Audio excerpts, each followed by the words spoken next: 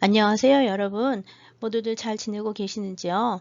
이번 주에는 북방 초원의 고대 금속공예 5번째 편으로 흉노의 금속공예에 대해서 살펴보도록 하겠습니다.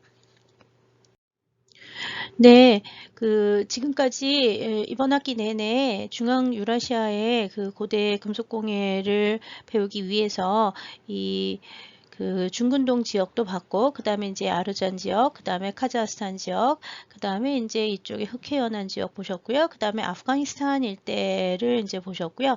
오늘 보게 되는 것이 몽골을 중심으로 하는 흉노의 문화를 보도록 하겠습니다. 이제 한반도로 이어지는 이 황금의 길의 맨 마지막 단계라고 생각하시면 될 듯합니다. 이 흉노 보통 이제 한반도의 남부 지역에서 그 신라의 금관이 나오기 시작을 하면서 이 중앙 유라시아 지역의 유목민족들의 문화에 대해서 많은 학자들이 지금 계속 연구를 해오고 있는데요. 이 그 시간에 대한 마지막 강의가 지금 준비되어 있는 흉노에 대한 것이라고 보시면 되겠습니다. 지금까지 이제 여러분들이 아프가니스탄 틸리아테페 유적에 나온 것들, 그 다음에 이제 카자흐스탄 지역에서 나온 얘들, 그 다음에 이제 흑해연안의 스키타이 고분군에서 나온 것들을 보셨고요. 그 다음에 이제 이번 시간에 흉노 유적에서 나오는 얘들을 살펴보도록 하겠습니다. 결국 이제 이 강의 맨 마지막 부분에서는 신라의 그 고분에서 출토되는 얘들로 이제 끝나게 되기는 할 텐데요. 이들이 이제 워낙 시대적으로도 그 다음에 지역적으로 넓은 범위에 위치하고 있기 때문에 서로의 상관관계나 연속성 문제에 대해서는 여러 가지 논란이 많기는 합니다. 그 부분을 좀 기억하면서 강의를 들어주시면 좋겠고요.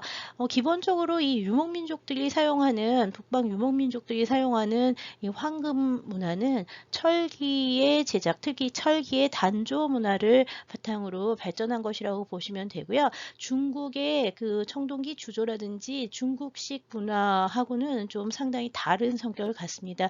그래서 이제 여기를 보통 중국 바깥쪽에 있는 중국에서 보기에는 북방 오랑캐의 문화라고 이제 봤는데요. 현대 중국하고는 이 유목민족들의 그 생활 범위는 조금 차이가 있습니다. 특히 흉노 같은 경우에는 현재 몽골보다 더 남쪽인 중국의 이제 북방 지역, 서북방 지역까지 흉노의 범위가 뻗어 있었기 때문에요. 현대의 중국의 개념으로 이 흉노나 유목민족들을 보면 조금 이해하기 어려운 부분이 있을 수 있습니다. 이번 주 강의에서 사용하는 도판이나 아니면 이제 강의 내용의 대부분은 이 2017년에 진인진에서 발간이 된 흉노라는 책과 그 다음에 2018년 발간이 된 흉노 고고학개론 2권의 내용을 참조해서 강의를 진행하도록 하겠습니다. 특히 도판의 경우에는 이 2017년에 발간된 흉노라는 책에 의거해서 이제 진행이 되고 있으니 도판의 자세한 내용은 이 책을 참조해 주시면 좋겠습니다. 두 책은 모두 다 에렉젠이라고 하는 몽골 국립역사박물관과 몽골 과학 아카데미 역사연구소의 학예사 선생님으로 계시는 에렉젠 선생님이 이제 집필을 하셨고요.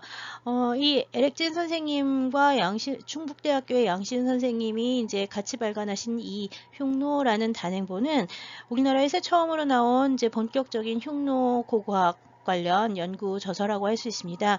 이 책은 2011년은 흉노가 건국한 지 2220년이 됐다고 하는 해라고 몽골에서 기념을 해서요. 이 해에 흉노의 문화유산이라고 하는 특별전을 몽골 역사박물관에서 개최를 했습니다.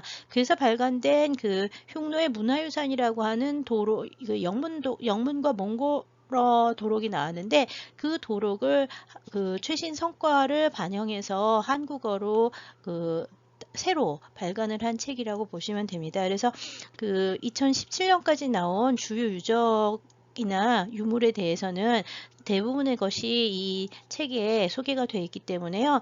흉노를 연구를 할 때는 가장 중요한 그 저서가 되겠습니다. 그다음에 2018년에는 몽골과 그다음에 국내외 그 흉노 관련 연구자들이 모여서 그 분야별로 전문적인 연구서를 발간을 했는데요. 2017년에 이 책이 도판과 그다음에 도판을 중심으로 한 개설서라면 2018년에 이 흉노 고고학계로는 좀 더 이제 전문적인 그 논문 형식에 가까운 부분이 서술되어 있다고 보시면 되겠습니다. 상호 보완적인 내용이기 때문에 두 권을 같이 참조하셔서 흉노 문화에 대해서 이해를 하시면 좋겠습니다.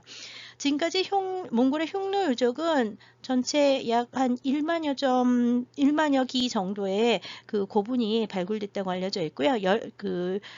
16개의 토성 유적, 그리고 그 외에 이제 공방지, 그 다음에 200여 건의 암각화 등이 있는 것으로 파악되고 있습니다. 네, 흉노라고 하는 단어, 이 흉노라고 하는 단어는 중국 사서에서 처음으로 등장을 하고요. 맨 처음에는 사기의 흉노 열전이 있습니다. 사기의 흉노 열전이 있고 한서에 전한서, 후한서 있죠. 전한서, 후한서에 모두 다 흉노전이 이제 따로 나와 있어서요. 사기나 한서의 기록에 의해서 흉노의 역사를 파악할 수가 있습니다. 다만 이 중국 사서에 나오는 이 흉노에 대한 기록들은 직접 흉노를 방문했던 사람들이 썼다기보다는 이 흉노를 알고 있는 사람들에 의해서 그 전언을 들은 거나 중국 측의 관점에서 이제 바라봤던 흉노를 서술한 거기 때문에 흉노의 실제 역사가 거의 다 제대로 기술이 돼 있느냐, 아니면 이제 거기 나와 있는 내용들을 어떻게 해석해야 되느냐에 대해서는 여러 가지 좀 논란이 있습니다.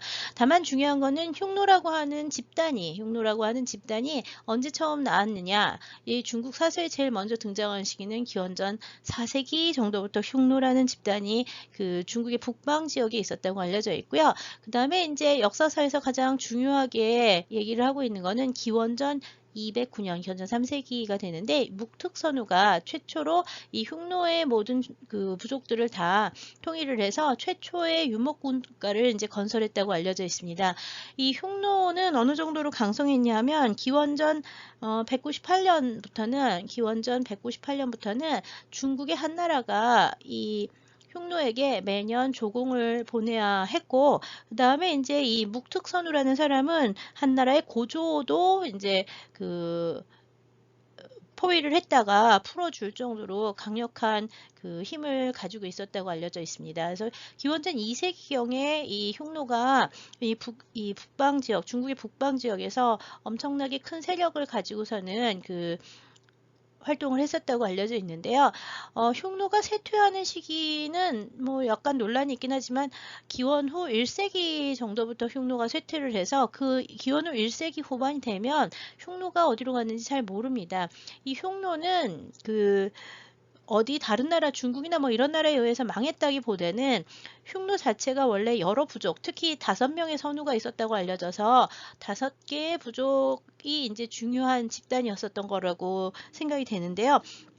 기원 후 46년에 한 선우의 그 아들이었던 일추광 비라는 사람이 기원 후 46년에 중국으로 투항을 합니다. 중국으로 투항을 하면서 그 스스로 자기가 흉노의 이 선우라는 단어가 흉노에서는 이 부족들의 제일 우두머리를 뜻하는 건데요.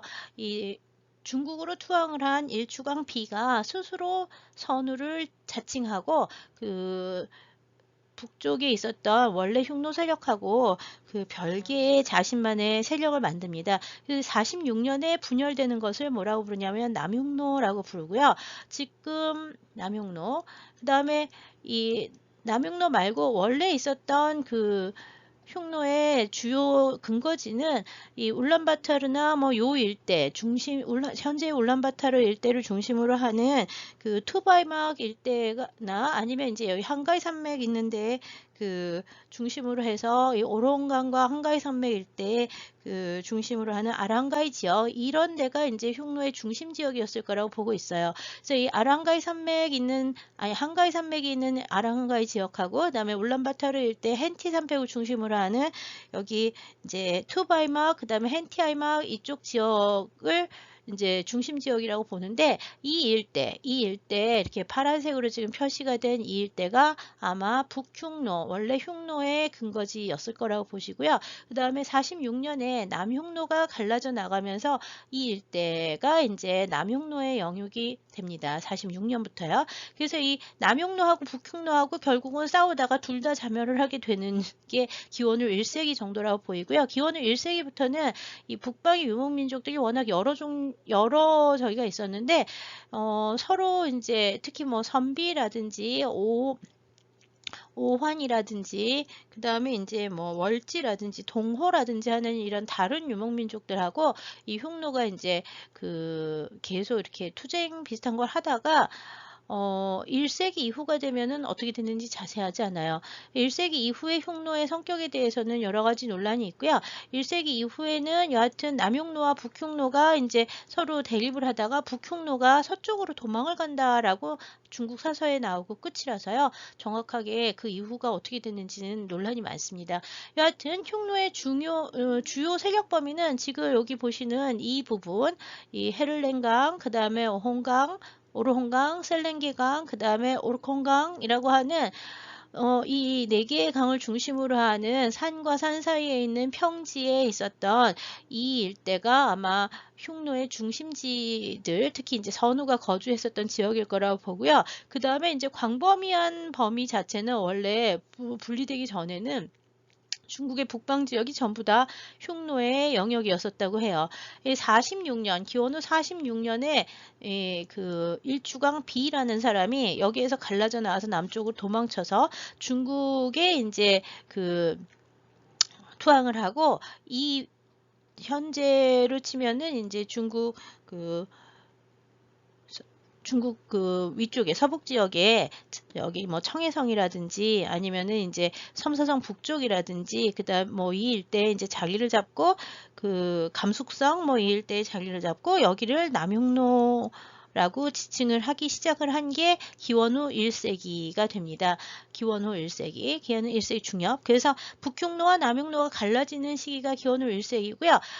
그 전에는 이게 다 전부 흉노의 영역이었을 거라 보고 있어요. 현재 이제 이 알마티 일대까지 우르무치, 신강성, 그 다음에 이제 이 여기 신강성 일대, 뭐 이 일대가 전부 다 흉노의 영역이었을 거라고 보고 있는데요.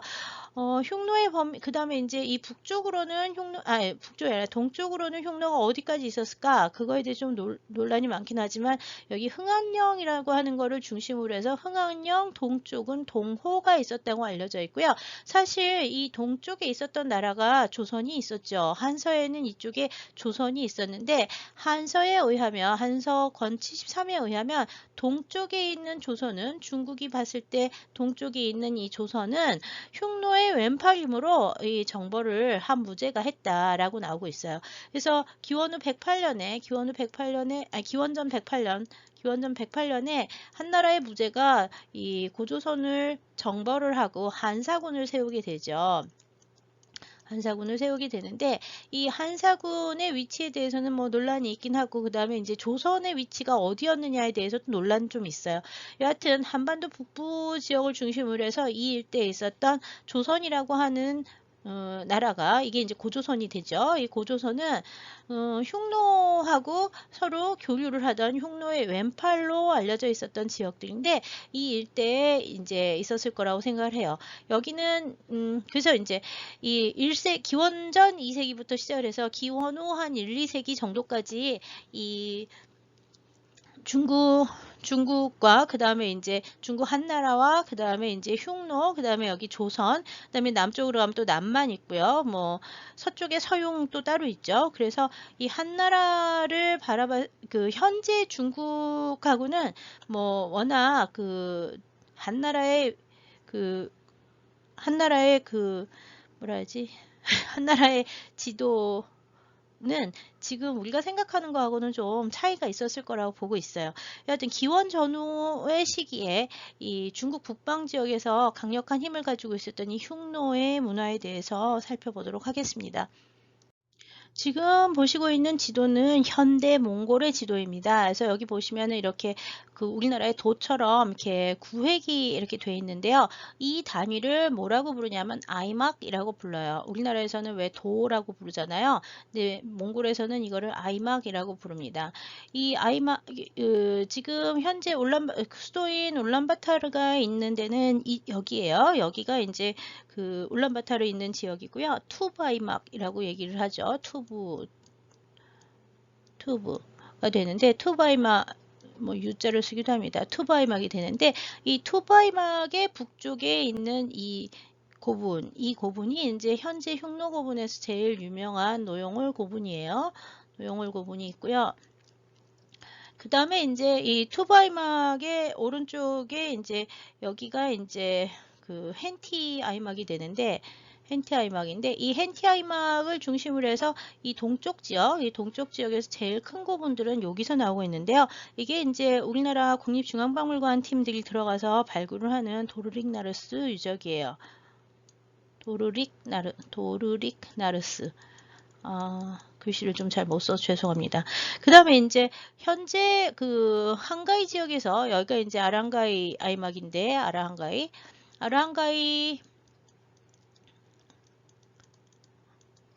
이 아랑가이 아이막에서 제일 큰 고분은 골모드라고 하는 유적이 있어요. 근데 골모드는 유적 자체가 두 지역으로 나눠져 있어서 골모드 1 유적이 있고요. 먼저 발견된. 그다음에 요거는 골모드 2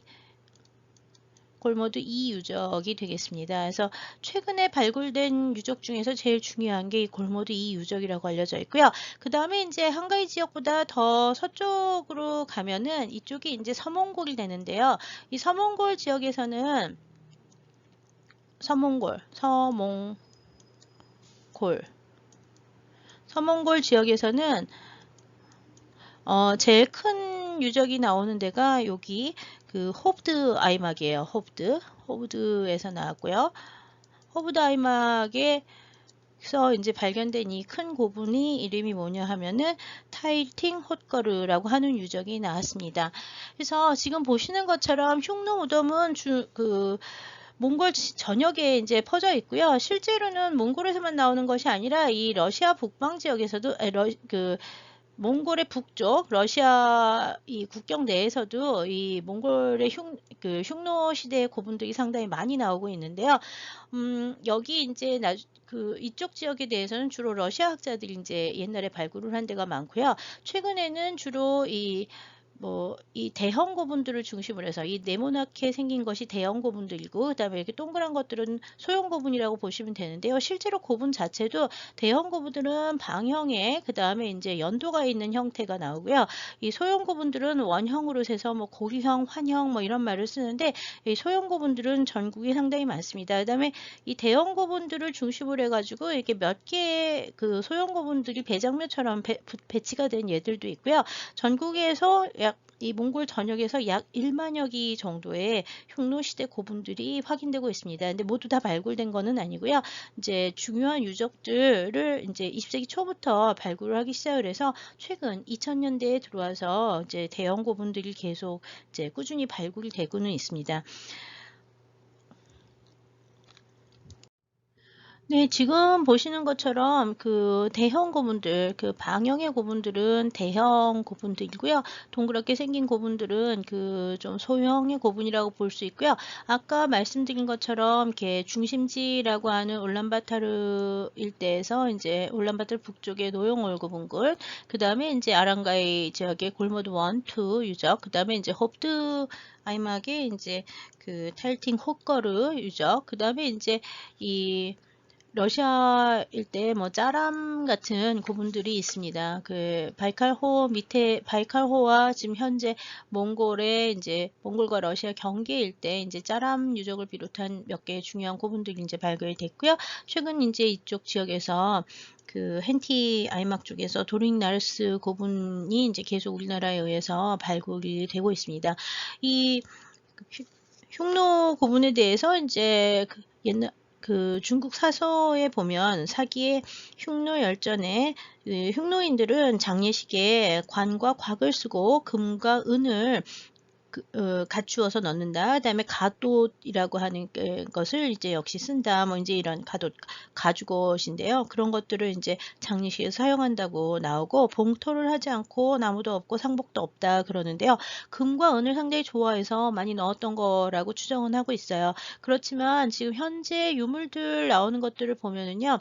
그 대부분 그 도굴이 심하게 돼 있어서 금은이 이렇게 큰 유적에서 나오는 것도 이제 이런 예들이 좀 있긴 있는데 이렇게 완전한 상태로 나오지는 않는 편이라고 보시면 됩니다. 특히 이게 아까처럼 이렇게 커다란 고분이 있으면 이 고분이 이제 지하로 굉장히 깊이 들어가는데 이 깊이 들어가는 고분의 매장 주체 부분에 이제 특히 피장자가 있는 매장 주체부가 대부분 다 도굴이 돼서요. 이렇게 구체적으로 이것이 장신구였는지 뭐였는지 잘 모르는 경우가 많고요. 지금 나오는 거는 매장 주체부에서 좀 떨어진 지역에서 나오는 마구들이 많이 나옵니다. 지금 왼쪽에 보시는 이것들이 전부 다 마구예요. 장신구로 보이는 거는 지금 요거하고 요거 정도만 이제 발견이 됐는데요. 이 부분에 대해서는 이제 그 흉노 고분과 그다음에 이제 주요 출토품들 뭐 것들을 살펴보고 다음 시간에 이제 이 중요한 금속재 공예품, 금은재 공예품에 대해서 살펴볼 예정입니다.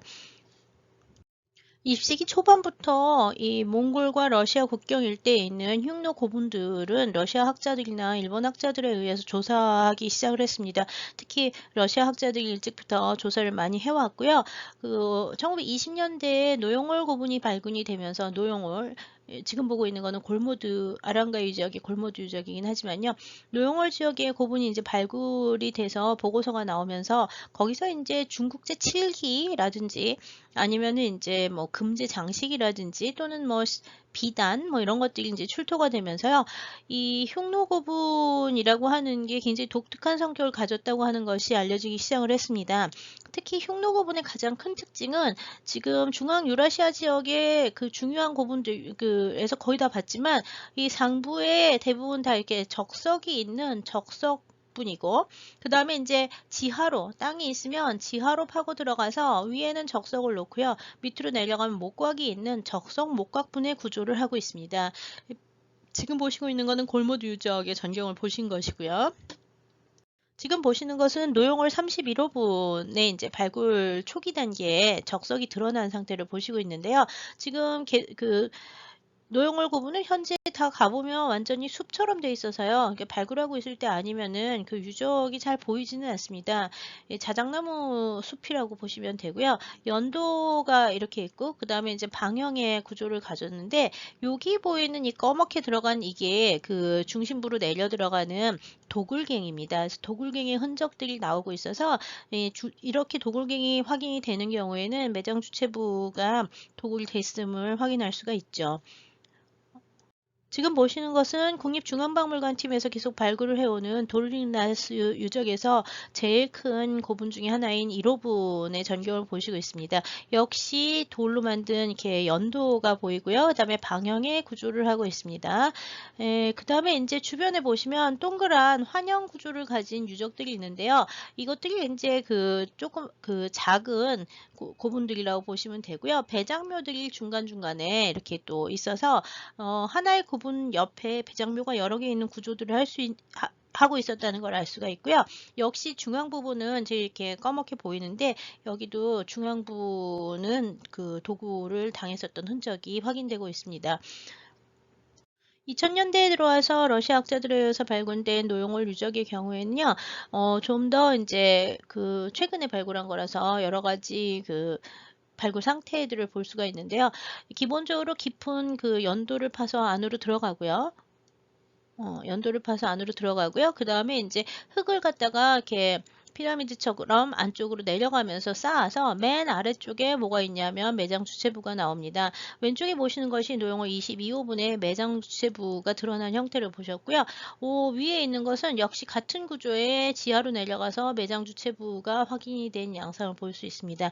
둘 다 구조를 보시면 돌을 쌓았죠. 그래서 돌이 있는 데에다가 목곽을 만들고 목곽 안에 목관이 다시 이중으로 들어갔으면서 그 위에는 그 나무를 갖다가 덮었었던 흔적들이 나오고 있습니다. 그다음에 여기도 보시면 이렇게 그 나무 축을 또 세워놓은 흔적들이 있는데요.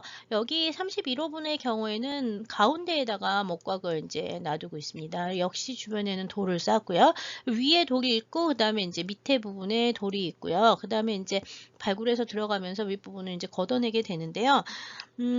대부분은 대형 지금 계속 보시는 대형분이라고 하는 거는 장방형의 그다음에 앞쪽에 연도를 이제 가진 형태가 되고요. 머리는 북쪽 방향을 해서 놓도록 되어 있습니다. 중앙부에 무덤의 중앙부에 지금 보시는 것처럼 목관과 목곽으로 이루어진 매장 주체부가 보통 있게 되고요. 지하로 내려가는 이 깊이는 그 지상에서부터 지하로 내려가는 깊이는 고분의 구조에 따라 다른데 좀 규모가 작으면은 5m.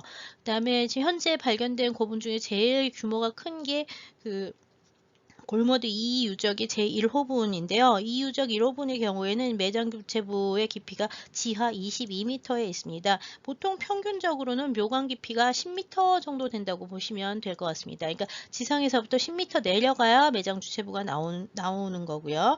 그 다음에 이제 몽골에서 만들어진 모든 고분들이 다 지금 보는 것처럼 적성목각분의 구조를 가지고 있느냐? 그렇지는 않습니다. 소형 고분들의 경우에는요, 그냥 목각만 쓰기도 하고요. 그 다음에 이제 석관을 쓰기도 하고, 단순한 목각만 쓰는 예들도 있습니다.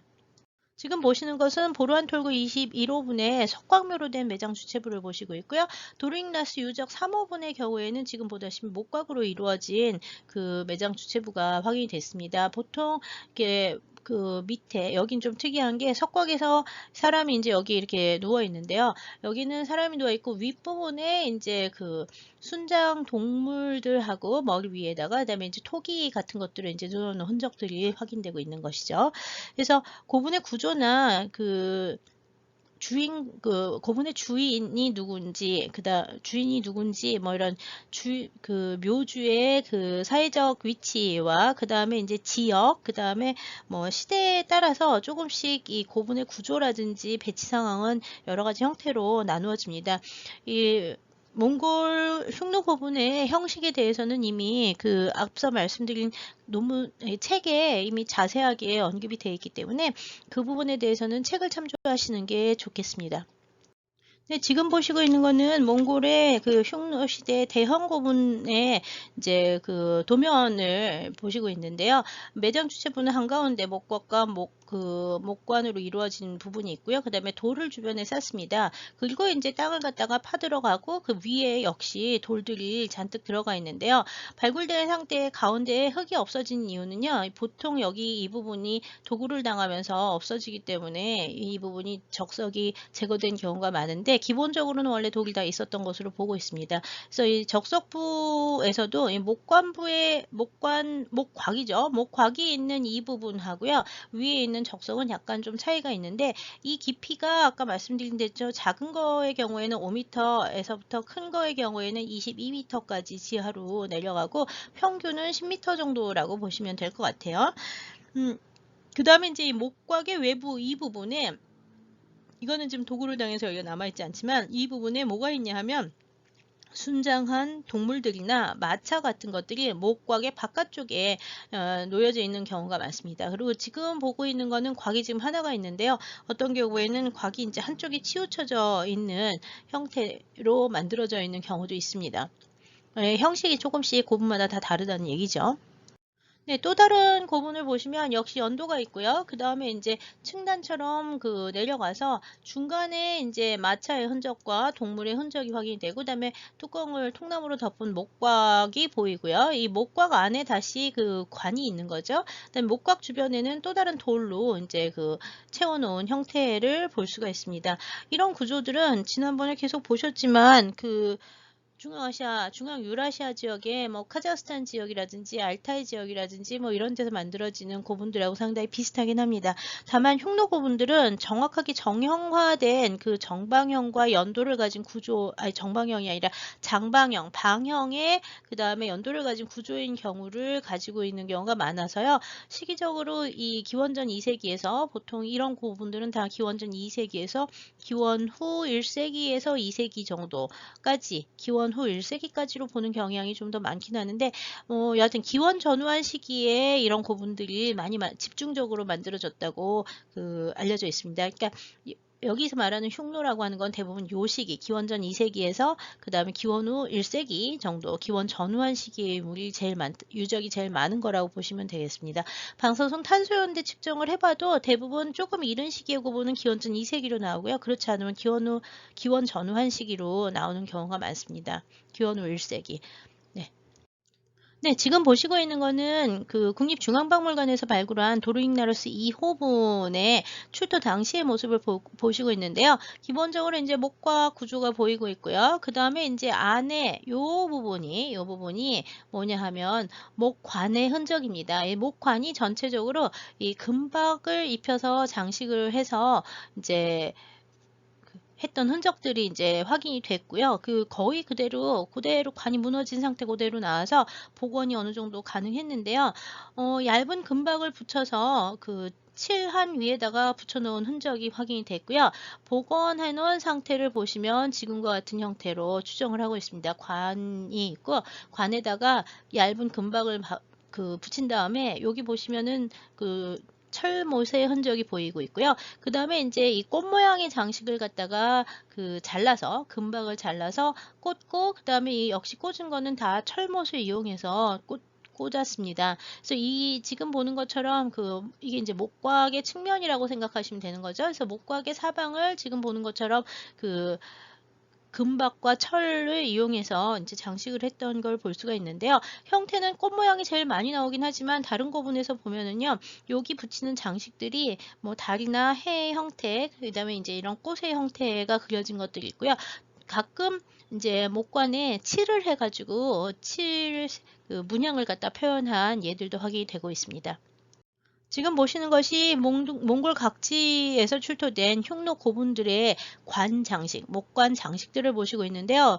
이 왼쪽에 있는 것은 금판을 붙여서 해와 그 다음에 달을 장식했었던 걸 볼 수 있고요. 같은 형태가 오른쪽에 있는 것은 철판으로 만들어진 예를 볼 수가 있습니다. 붙일 때는 항상 가운데에다가 이렇게 못을 박아서 하는 경우가 제일 많지만 여기 금박의 경우에는 작은 못을 갖다가 박았었던 흔적들을 확인할 수 있죠. 왼쪽에 있는 것은 자작나무 껍질을 잘라서 꽃 모양으로 만들고요. 쇠못을 박아서 관에 붙였던 흔적의 관 장식이 이제 나오고 있고요. 오른쪽에 있는 것은 황금을 이용해서 장식을 했는데 이게 이제 관 장식, 아까 보셨던 관 장식으로 사용하는 건데 여기 보시면 터키석 같은 보석들을 박아서 장식을 했습니다. 가운데 보이는 이 까만 것은 역시 못의 흔적입니다. 철제 못의 흔적이에요. 오른쪽에 있는 것은 좀 드물게 이렇게 목칠을 하고 채색을 한 칠기의 형태로 목관이 나오는 예가 확인이 되고 있어서요.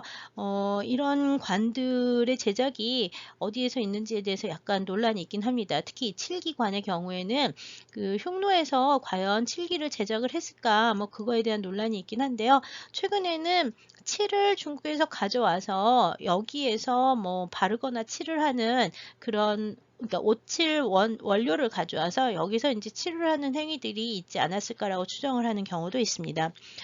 관의 장식으로 붙이는 거는 지금 보다시피 자작나무 껍질을 붙이기도 하고요. 그 다음에 금판이나 은판, 그 다음에 철판 같은 것들을 붙이기도 하고 색칠을 하는 예도 있다라고 말씀을 드렸고요. 흉노의 관에서 보면은요, 이렇게 관이 있으면 관의 양측면 부분에서 지금 보는 것처럼 두 개의 막대기가 하나씩 놓여진 상태로 발견되는 경우가 있습니다. 처음에는 무기라고 많이 추정을 했었는데요. 최근에는 이걸 무기로 보지 않고요. 목관을 드는 손잡이일 거라고 추정을 하고 있어요. 이것들은 청동으로 이제 만드는데 어떤 경우에는 안에다가 철심을 넣고 위에다가 청동을 붙였다고 해야 되나? 뭐 이제 그런 형태도, 그러니까 철심 위에 청동이 씌어진 형태로도 나오고 있어서요. 여기도 보면 이 터진 가운데는 철심이 확인이 되죠.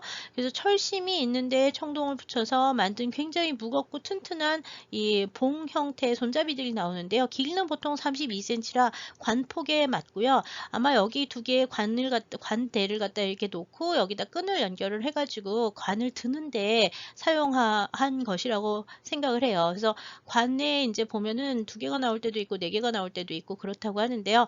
연결했던 유기물질이 같이 발견되는 경우도 있습니다. 다른 데서는 별로 안 나오고 이게 몽골의 흉노 부분에서 이 관의 손잡이로 추정되는 청동봉들이 좀 많이 나오고 있습니다. 고대 흉노의 문화를 이해할 때 가장 문제가 됐던 것 중에 하나는 그 중국의 기록인 사기의 흉노 열전에 흉노인들은 물과 풀을 따라서 일저일 옮겨 다니면서 살기 때문에 성곽이나 일정하게 사는 곳, 농사를 지어서 먹고 사는 것이 없다라고 했었어요. 지금도 몽골에 가면 대부분의 주민들이 다 보는 것 같이 아주 넓은 유적에, 그러니까 넓은 초원에서 이 이동 생활을 하면서 유목을 중심으로 살고 있습니다. 이게 지금도 생업은 몽골인들의 주 생업은 유목이죠. 그래서 주거지가 그 유목을 하면서 그 계절별로 이동을 하기 때문에요. 계속 그 게르라고 하는 천막에서 이제 사는 것이 대부분입니다. 그래서 사기의 흉노 열전에 이제 그 성곽이나 주거지가 없다라고 나오기 때문에 흉노 유적에서 주거지가 나오는 경우에 대해서 여러 가지 논란이 많았습니다. 처음 1940년대부터 이 흉노인들의 도성 유적지를 러시아 사람들이 발굴하기 시작을 해서 그 러시아 영토 내 이볼가라고 하는 지역에 도성 유적을 발굴하기 시작을 했는데요. 그때만 하더라도 뭐라고 생각을 했냐면 그 생산을 위한 사람들을 갖다가 남쪽에서 납치를 해와서 그 납치한 사람들이 이제 살던 지역일 거다. 뭐 이런 얘기를 하고 흉노인들이 거주를 하는 것이 아니라 그러니까 일을 시키기 위해서 데리고 온 뭐 장인들이라든지 뭐 이런 사람들이 모여 살던 도시일 것이다라고 추정을 했는데요.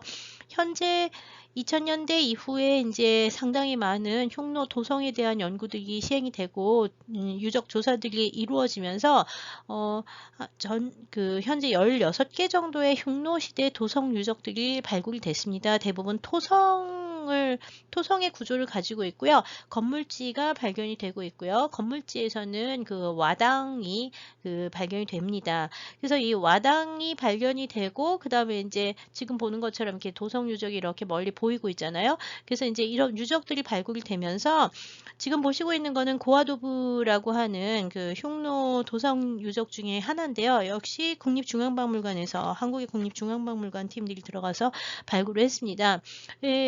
전경들을 보시면은 한없이 넓은데 사람들이 여기 점처럼 보이고 있죠. 여기 사람들이 유적에서 점처럼 보이고 있는데 이 유적에 대해서는 처음에는 이제 성격을 잘 모르고 있다가요. 최근에는 여기를 뭐로 보고 있냐 하면은 흉노의 계절 궁성지로 추정을 하고 있습니다. 아까 보셨던 유적이 여기쯤 들어간다고 보시면 돼요. 그래서 건물지, 문이나 건물지 유적도 지금 확인이 됐는데요. 이 도성 유적들이 이제 나오기 시작을 하면서 중국 기록에 보이지 않는 새로운 유물들이 상당히 많이 나오고 있다는 걸 알게 됐습니다. 20세기 초에 이제 러시아나 일본 사람들이 흉노 유적들을 연구를 할 때에는 언제나 중국 중심 중국 사서의 입장에서 중국인들의 입장에서 흉노의 유적들을 봐서 이들은 오랑캐이기 때문에 스스로 그 생산을 할 수 있는 능력이 없고 모든 것을 다 약탈에 의해서만 물질 문화를 가져올 수 있었다라고 봤었어요.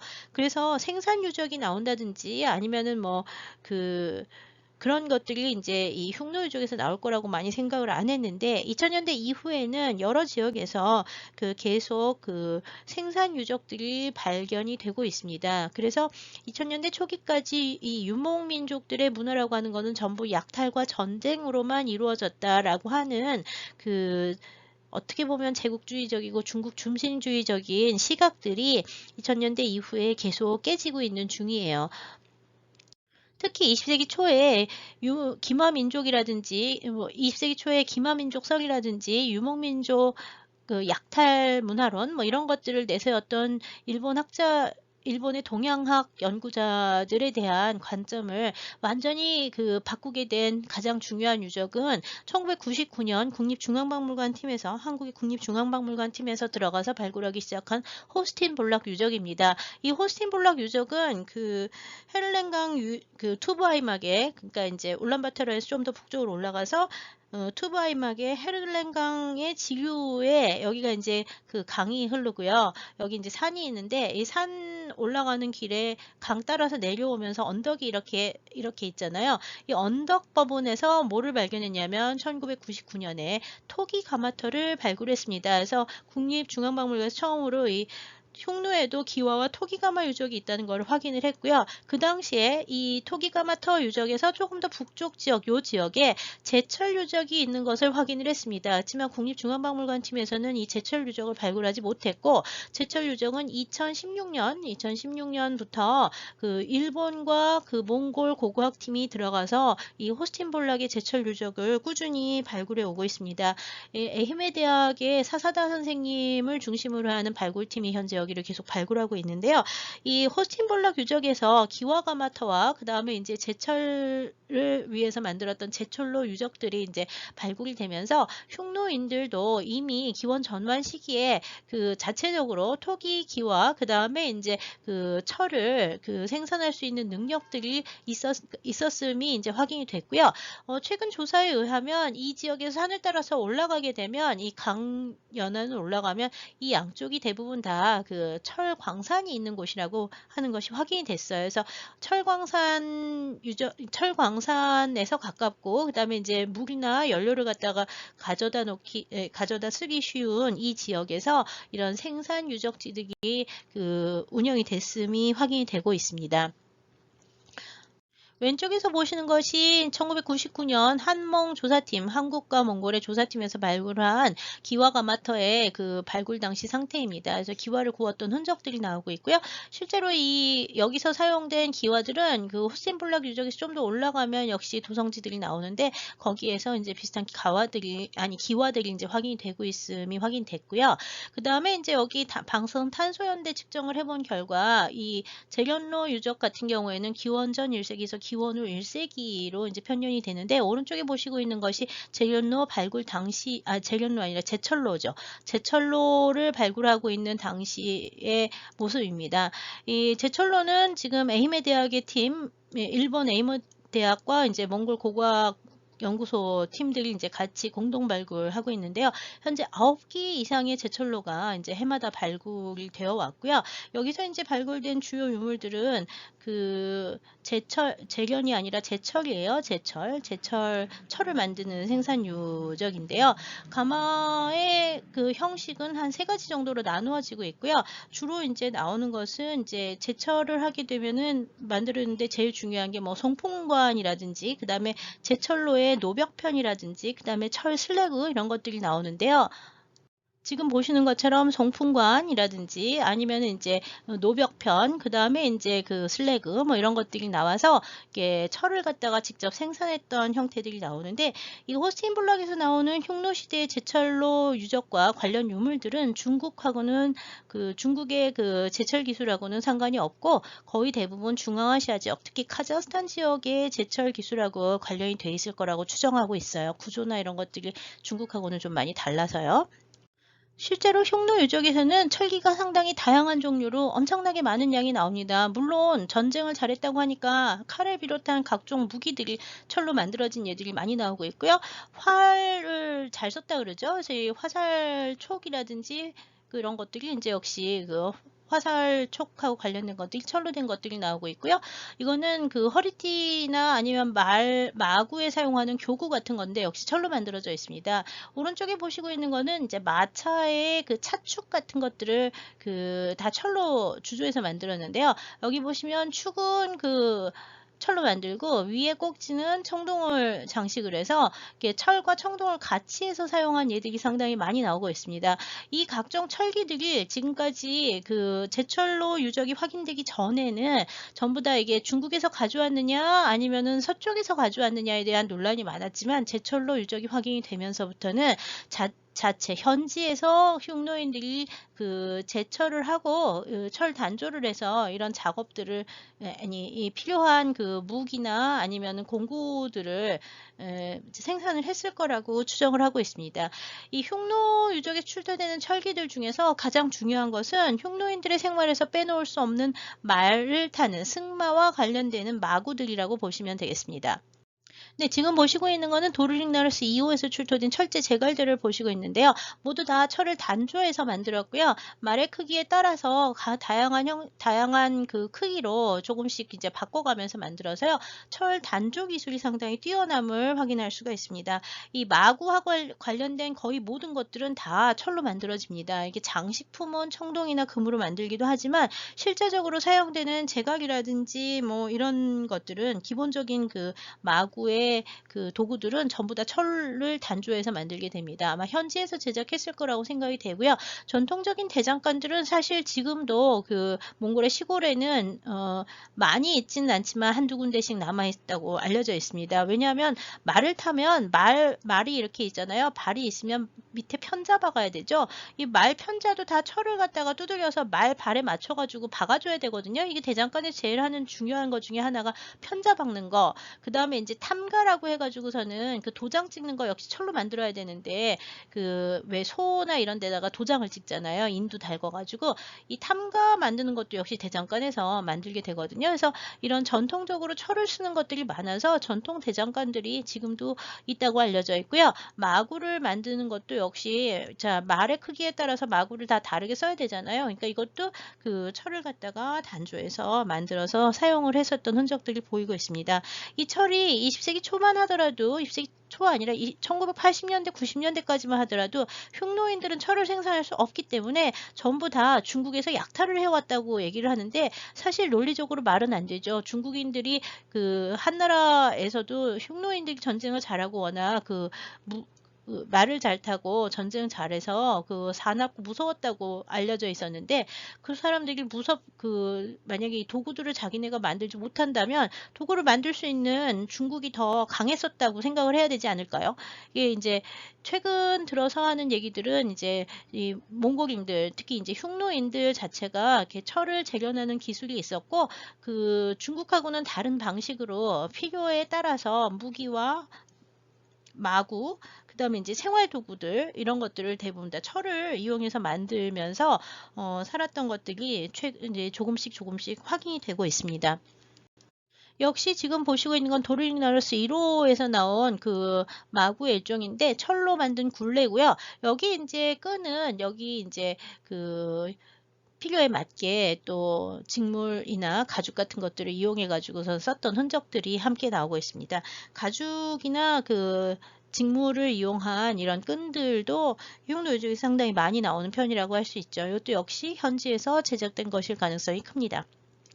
네, 최근 발굴을 해보면 지금 보시는 것처럼 마구에 실제적으로 장식을 하거나 붙여야 되는 실용적인 부분에는 단단한 철을 쓰고요. 장식을 하는 부분에는 청동을 사용해서 철과 청동이 함께 쓰여지는 복합 금속들이 상당히 많이 나오는 게 특징인데요. 특히 마구 장식에서는 이런 복합 금속들이 상당히 많이 확인이 됩니다. 여기서 보면은 뭐 청동은 중국에서 가져오고 마구는 또 여기서 만들고 뭐 이런 말을 하기도 하지만 실제로는 크기를 맞춰서 써야 되기 때문에 일괄적으로 함께 만들지 않으면 이 맞지 않는 경우가 되게 많습니다. 그래서 이 크기를 맞추어서 똑같이 그 사용하는 이 복합 금속들에 대해서는 유목민족들 문화에서는 어디서나 다 뭐 아르잔부터 시작을 해가지고 계속 그 중앙 유라시아에서의 유목민족들이 만드는 이런 마구라든지 이게 생활 도구들에 나오는 것들을 보면 그 금속이라고 하는 거를 이렇게 대량 생산을 하는 게 아니라 필요에 따라서 하나씩 둘씩 중요한 것들을 만드는데 필요한 거에 맞춰서 용도에 따라서 그 실용적인 부분에는 단단한 철을 사용하고 그 다음에 이제 장식적인 부분에는 청동이라든지 금이나 은을 사용하는 복합 금속의 얘들이 많다는 점이 일단 특징입니다. 이 복합 금속으로 만들 경우에는 대부분 단조나 타출 같은 기법들을 이용을 해야 되고요. 주조를 하는 경우에는 규격을 맞춰서 이것들을 갖다가 조절을 해서 역시 하나는 맞춰야 되기 때문에 이 주조보다는 마구는 대체로 단조나 아니면 주조를 하더라도 일관된 형태를 만들 때에만 주조를 하는 그 경향이 강합니다. 그래서 중국의 청동기 제작이나 뭐 철기 제작 기술하고는 조금 다른 방식으로 쓰이는데, 기본적인 소비 자체가 대량 생산과 대량 소비를 목적으로 하지 않고 다 각자 개인에 맞는 소규모 생산과 소규모 사용을 목적으로 하는 것이 큰 차이가 있다고 볼 수 있습니다.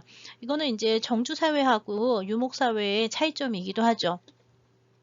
아쉽게도 아직까지 흉노 유족에서는 온전한 상태로 발견이 된 마구를 찾아볼 수 없습니다. 그래서 남아있는 유물들을 가지고 사람들이 이제 추정을 해서, 지금 보시고 있는 거는 2017년에 발간된 흉노 책에서 그 에렉젠 선생님과 양시은 선생님이 이제 추정을 한 그 마구 복원도인데요. 여기 보시면 이제 제갈과 입에다가 물리는 제갈이 있고, 제갈 멈치개가 이제 있고요. 그 다음에 이제 굴레가 있고, 그 다음에 이제 굴레 장식 들어가고요. 그 다음에 이제 고삐를 연결을 하고, 그 다음에 가슴걸이가 있고, 그 다음에 뒷장식이 들어가서 여기 이렇게 타원형으로, 편타원형으로 생긴 장식들이 들어가고, 동그란 것들을 앞에다가 있는다고 복원을 해놨고요. 여기는 이제 안장이 보면은 되게 가볍게 생겼습니다. 등자가 없습니다. 흉노 시대에는 등자가 거의 나오지 않습니다. 예, 안장만 올려놓은 경우가 많고요. 특히 그 우리나라의 삼국시대에 보이는 것처럼 이렇게 장식적인 안장 장식도 역시 거의 없습니다. 그래서 아주 실용적으로 말을 탔음을 알 수가 있죠. 많이 올릴수록 말이 힘들고, 그 말이 힘들면 더 속도를 못 내니까 더 빠르고 그 이동성이 강하고 할 때에는 이런 장식적인 요소들을 최대한 줄였던 것들을 확인할 수가 있습니다. 한편 여기 이제 들기장식 가운데, 여기는 동그란 게 여기 있고 여기 긴 게 여기 나오지만 다르게 보는 경향도 있습니다. 지금 보시고 있는 것은 골모드 2유적 1호분에서 나온 마구들을 갖다가 복원한 복원도를 볼 수 있는데요. 여기 보시면은 이마 위에 마면을 붙였고요. 그 다음에 이제 제갈과 제갈 멈추게 있고요. 그 다음에 여기 길게 생긴 것들을 여기다가도 해서 그 다른 형태로 그 복원을 하고 있는데요. 이 복원 방식에 대해서는 사실 여러 가지 논의가 있습니다. 왜냐하면 이거 왜 카자흐스탄의 베렐 유적 같은 경우에는 말이 이렇게 있으면은 말 위에다가 이렇게 뭐 머리도 뭐 씌우고 뭐 이렇게 해서 어디에 뭐가 붙었는지 아는 상태로 나왔지만, 이 흉노 유적에서는 말에 그 시신이 온전하게 나온 경우나 마구가 이렇게 말에 딱 부착된 상태로 나오는 게 없고, 거의 대부분 마구만 따로 모아가지고 나오기 때문에요. 그것도 이제 원래 말에 어떻게 착장이 됐는지는 여러 가지 견해가 있을 수밖에 없습니다. 또한 여기 이제 문제가 되는 거는 이제 그 함께 나오는 유물 중에서 말만 나오는 게 아니라 마차가 같이 나오는 경우가 많아요. 그래서 이게 마차 장식이냐 아니면 말의 장식이냐에 대해서도 논란이 있기는 합니다. 흉노의 그 마구와 마차는 그 마구는 말을 탈 때 쓰는 거고, 마차는 말이 끄는 차잖아요. 근데 이 마차라고 하는 것이 과연 언제부터 썼고, 그 다음에 이제 이것이 어디에서 만들어졌느냐에 대해서는 너무 일찍부터 여러 가지 논란이 있었습니다. 마구는 아마 현지에서 제작을 하지 않았을까라고 추정을 하지만, 마차의 경우에는 중국에서 마차를 선물했다는 기록이 나오기도 하고, 중국의 마차들하고 비슷한 형식이 많아서 2000년대 한 초반까지는 거의 대부분 마차가 나오면 다 중국에서 수입한 것이다 라고 추정을 했어요.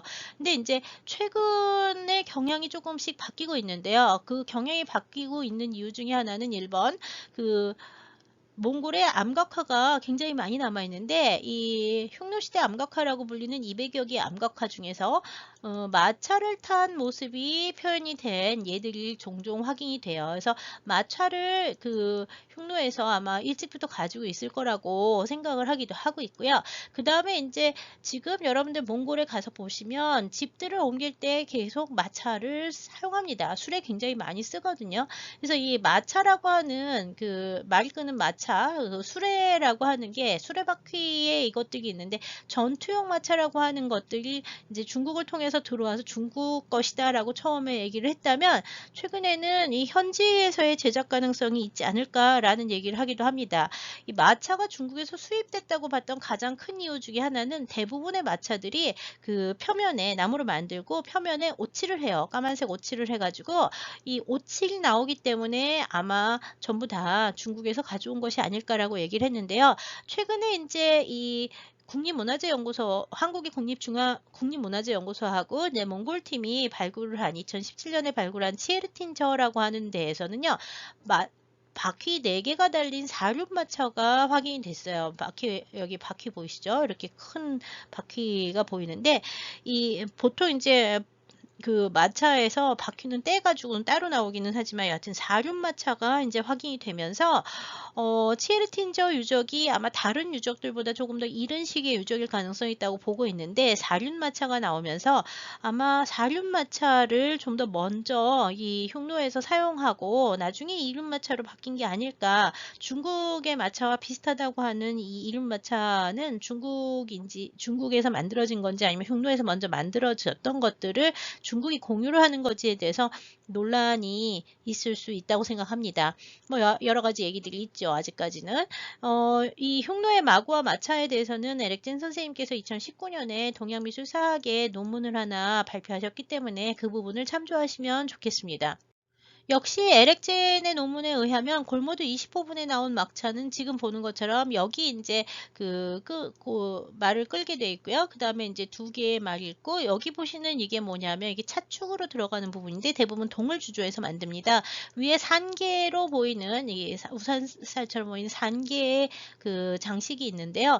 이런 구조들은 이제 중국에서 그 진시황의 병마용갱 같은 데서 나오는 것들하고 것이나 아니면 한나라 때 고분 벽화에 나오는 얘들이 이제 이렇게 생긴 마차들이 많이 나와서 이게 중국식 마차라고 많이 알려져 있기는 합니다. 그리고 이제 여기 보면은 칠기의 흔적들이 보이고 있는데, 여기 화살이 아니라 그 바퀴살 부분도 이렇게 그 칠을 했던 흔적들이 확인이 돼서요. 오칠의 흔적이 나오는 이 까만 오칠의 흔적이 보이는 이 것들의 제작지가 이 몽골 현지였는지 아니면 중국에서 이걸 다 뺏어오거나 아니면 중국에서 선물로 받은 것인지에 대해서는 아직까지 논란이 좀 있긴 합니다.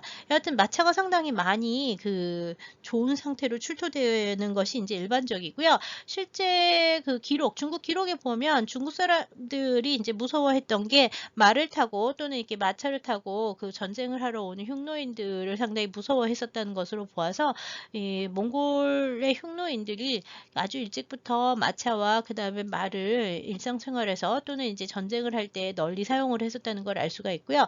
그렇기 때문에 이런 생산 도구들, 이거를 만들 때 이거 매일매일 자기네들이 사용하는 거의 도구들을 모두 다 중국에서 수입했다고 보기는 조금 어려운 부분이 있는 것 같습니다. 몽골의 흉노 유적에서는 이렇게 그릇이나 이런 것들이 상당히 많이 출토되긴 하는데요. 기본적으로는 토기가 좀 많이 나오고요. 금속기, 지금 보고 있는 이 금속기라든지 여기 보이는 건 중국에서 수입한 칠기 같은 것들이 보이는데, 중국산 칠기와 현지 제작 토기와 그 다음에 이제 현지 제작과 중국산으로 보이는 것들이 같이 보이는 금속기, 청동기들이나 철기들이 이제 확인이 되는데요. 유적의 경우에 고분의 경우에는 고분의 머리맡 부분이라든지 아니면 좌우 측면 부분에서 이렇게 그 각종 음식물들을 담은 재래 용기로 보이는 그릇들이 나오고 있습니다. 지금 보시는 것은 타미링 올란 호시오 유적 97호분에서 이제 출토된 발굴 당시의 상태를 보고 있는데요. 이 중국제 칠기는 상당히 많이 나오고 있는데, 특히 이제 좀 고분이 그 상위 계층에 있는 고분의 경우에는 이 중국산 칠기들이 종종 나오고, 그 다음에 이제 칠기 제작 연대에도 역시 그 있는 경우가 있어서요. 중국과 그 다음에 흉노의 문화 교류를 얘기를 할 때 여러 가지 그 논의가 되고 있는 유물들이라고 보시면 되겠습니다. 그 몽골 고분에서 나오는 그 재래 용기들 에는 내부에 보면 지금 지금 나중에 분석을 해봤니 소뼈로 나왔는데요. 소뼈나 아니면 양뼈 같은 것들이 그 나오는 얘들이 종종 있어서요. 이건 아마 죽은 사람을 위해서 넣어준 음식물의 예일 거라고 추정을 하고 있습니다. 지금 보시는 건 도르닉나우스 4호분에서 출토된 동복의 내부를 보시고 있고요. 이런 동복의 형태나 토기의 형태들은 특히 이제 토기나 청동기의 경우에는 중앙 유라시아 지역에서 많이 사용되었던 유목민족 계통의 그 동복들이 좀 많이 보이고 있습니다.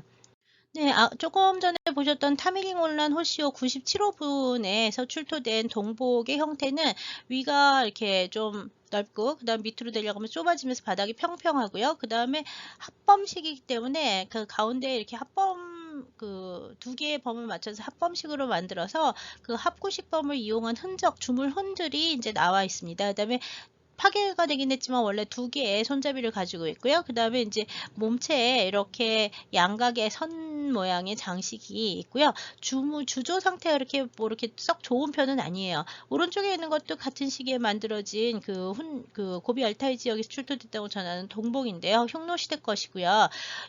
요 오른쪽에 보이는 흉노 시대 동복하고 거의 똑같은 것이 우리나라에서는 김해 지역에서 김해 가야고분이라고 하는 데에서 종종 한 두어 점 정도가 출토가 된 게 있습니다. 대성동 고분군 같은 데서 출토가 된 예들이 있죠. 그래서 이 북방식 동복이라고 하는 것도 이런 형태로 생겼고, 그 흉노 지역에서 나오는 거는 기원전 2세기부터 기원 1세기 정도까지 이런 것들이 나온다고 보시면 되겠습니다.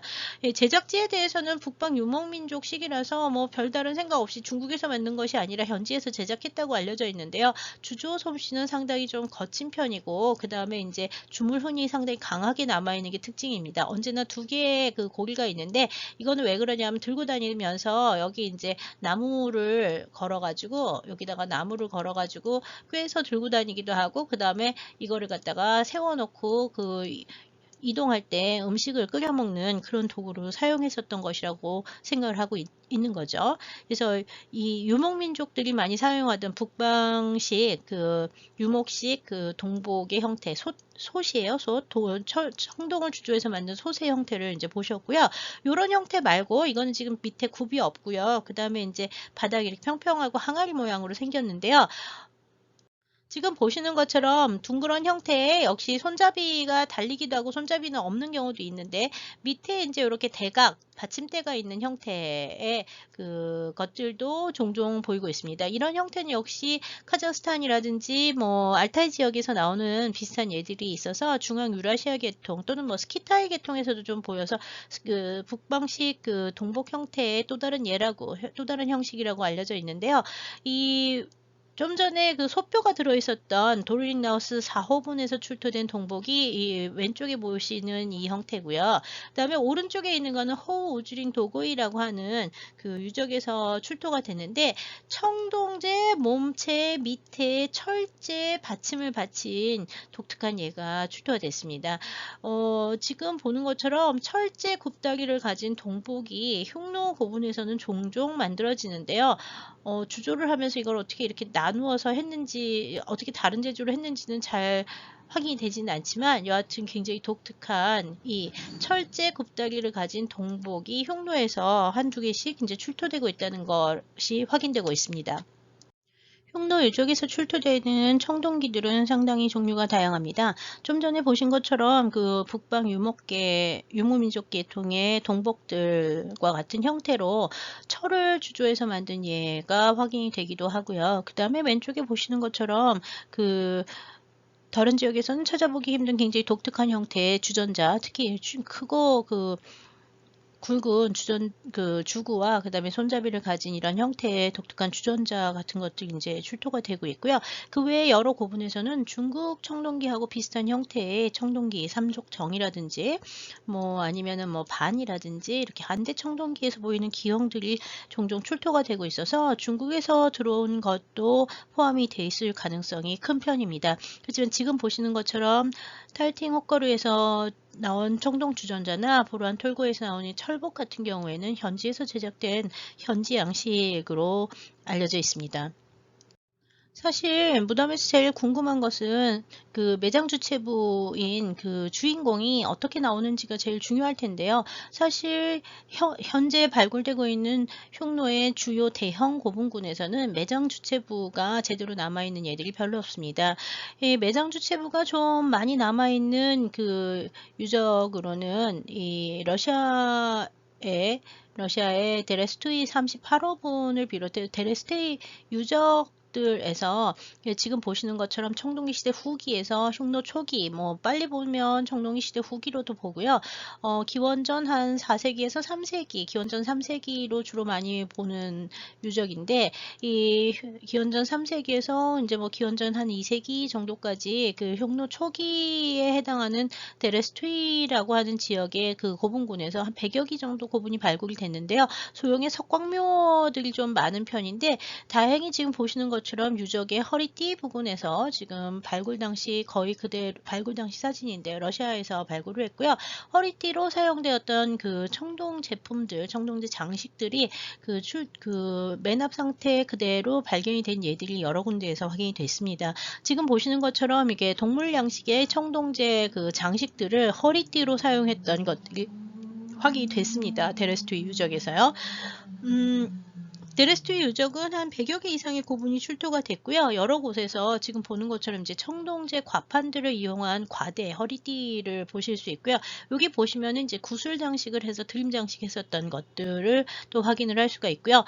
중국제 동전으로 보이는 얘들도 같이 출토돼서 기원전 3세기, 기원전 2세기 정도의 유적으로 지금 추정되고 있는 곳입니다. 근데 이거는 몽골에서 출토된 게 아니라 러시아예요. 그 러시아 영역 내 있는 흉노 고분에서 이제 이런 얘들이 출토가 됐고요. 아쉽게도 아직까지 몽골 내의 그 흉노 고분에서는 이런 형태로 장신구를 완전히 갖춘 형태로 나온 예가 거의 없다고 보시면 될 것 같습니다. 역시 데레스투이 114호분에서 유물 출토 상태를 보실 수 있는데요. 오른쪽 끝에 있는 이 판이 위에 보시는 이 청동제 판입니다. 동물 양식을 하고 있는 청동제 판이 나왔고요. 여기 까만색의 이제 그 장식들이 보이는데, 이거는 아마 그 석재로 추정을 하고 있습니다. 이 흉노 고분에서는 청동제 그 허리띠 장식하고, 그 다음에 이게 석재 장식, 그 다음에 뭐 다른 재질을 섞어가지고 이렇게 허리띠를 장식하는 경우가 종종 보이고 있는데요. 원래 허리띠를 어떻게 사용했었는지, 그 다음에 이런 장식들의 착장 위치가 어딘지를 이해할 때 이 데레스투이 유적이 굉장히 중요한데요. 여기 오른쪽에 보시는 이 두 개는 다 데레스투이 유적의 다른 고분에서 출토가 된 예들인데요. 여기 보시는 이 꿇어앉은 동물 형태라든지, 아니면 여기 양쪽으로 귀가 나오고 그 다음에 눈이 있는 이 동물 형태의 고리, 이런 것들은 전부 다 그 중앙 유라시아 지역에 좀 더 이른 시기에 그 유적에서 보이던 형태, 동물 양식의 그 청동기 형태를 보여주고 있어서요. 흉노의 그 미술 양식적인 원료가 중앙 유라시아에 있음을 확인할 수가 있죠. 여기도 보면은 가운데에 동물이 있고요. 좌우로 동물이 나누어져서 이게 꿇어앉은 동물들이 이제 보이고 있는데, 이런 동물 양식의 장식들이 흉노 고분, 특히 초기 흉노 고분에서 이제 확인이 되고 있다는 것을 아실 수가 있고요. 밑에 있는 것은 그 교구의 일종으로 보이는데, 데레스투이 100호분에서 출토된 청동 장식입니다. 기본적으로는 말처럼 보이지만 실제로는 말이 아니라 뿔이 달려가지고 사슴 형태로 변형이 된 동물인데요. 이 기괴한 동물들의 형태들을 가진 동물 양식의 그 흉노 시기의 그 장신구들은 그 비교적 그러니까 아주 최상위는 아니지만 중상위 계층에서 고분에서 이제 이런 청동제 장식이나 이런 것들이 많이 보이고 있고요. 대형 고분에서는 아마 이것들이 대부분 다 금으로 만들어졌을 거라고 추정이 되는데, 아쉽게도 현재 그 피장자의 신체에서 금제 장식이 발견된 예는 극히 드문 편입니다. 왜냐하면 그 대형 고분의 경우에는 매장 주체부가 거의 대부분 도굴을 당했기 때문에 지금 보는 것처럼 이거는 이제 고분이 좀 크기가 작기 때문에 도굴을 안 당해서 이렇게 잘 남아 있지만, 그 뭐 아까 보셨던 뭐 골모드 골모드 유적이라든지 아니면 골모드 2 유적 1호분이라든지 이런 데는 전부 다 매장 주체부의 그 무덤 주인공이 있는 부분 완전히 훼손이 돼서 뭐 장신구도 거의 남아있지 않고 도굴경이 뚫려 있고 그 남아있는 유물이 거의 없어서요. 금제 장신구를 찾아보기는 상당히 드문 편입니다. 그 대형 고분에서 신체를 장식했었던 그 주인공의 신체를 장식했던 금제 허리띠 장식으로 추정되는 거는 위쪽에 보는 보르한 톨고이 27호분과 올란시베르 9호분에서 나온 예 정도가 있는데요. 크기가 그렇게 크지는 않지만 지금 보시고 있는 밑에 거 같은 경우에는 금판 탈출해서 만들었고요. 청동기에서 보이는 그 형태들하고 비슷한 방형 장식인데 장형 방식판 크기도 비슷한데 얇은 금판을 이용해서 만들었던 얘가 하나 이제 올란시베르에서 나온 얘가 있고요. 그다음에 위에 있는 보르한 톨고이는 세 개 같이 나왔는데 여기 특이한 것은 얇은 금판을 두드려서 만든 다음에 안에 가득 흙 같은 것을 채워 넣습니다. 그리고 뒷판에는 그 얇은 금판을 댔던 흔적들이 있어서요. 철판이 있고 그 다음에 얇은 금판으로 감싼 형태의 속은 가득 그 흙인지 뭔지 모를 이물질을 가득 채워 넣어서 그 차 있는 형태를 볼 수가 있는데요. 겉에 보시면은 여기 이제 그 산호하고 터키석 같은 것들을 장식을 했고요. 여기도 역시 산호와 터키석을 장식을 해서 보석을 감입해서 장식을 하는 기법이 이 시기에 흉노시기 고분에서 그 특히 뛰어난 그 고분들의 장신구를 만들 때 금판을 탈출하고 뒤에는 철판을 대고 그 다음에 이제 겉에는 지금 보는 것처럼 터키석이나 산호 같은 것들을 장식을 해서 보석 장식 기법과 탈출 기법이 같이 사용됐음을 알 수가 있습니다. 이런 예들은 사실 장신구로 남아있는 예들보다 마구의 장식으로 남아있는 것이 훨씬 많은데요. 그에 대해서는 다음 시간에 살펴보도록 하겠습니다. 감사합니다.